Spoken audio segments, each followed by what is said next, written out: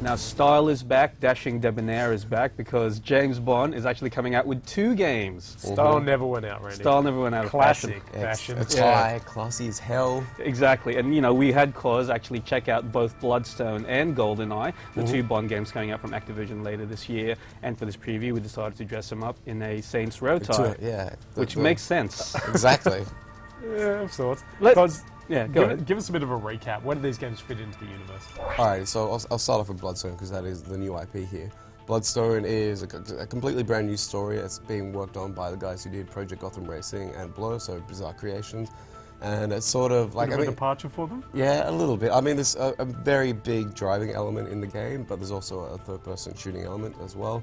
So I guess with all Bond games, it's sort of like a loose storyline in the background, but no one really cares about it.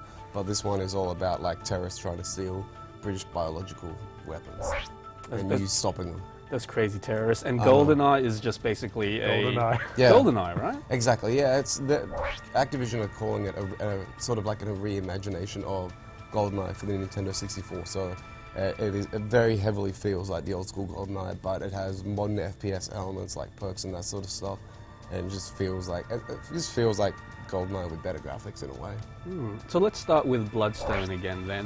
What did you play? So you mentioned driving and shooting. So you got to do both of those? I only saw the driving element of the game. That looked very much like what we've seen in like previous Bond games. It's like get from point A to point B, avoid the obstacles. It was set in like an Antarctic level, so you had to be kind of like Mario Kart. The car would slip around when you try and brake, so you had to take that into account.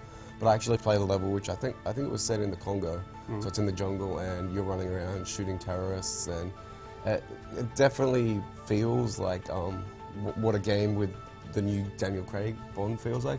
Like all of his melee kills are very brutal, it's very heavy, but at the same time the shooting in the game kind of feels a little bit light, like there's no weight to the weapons.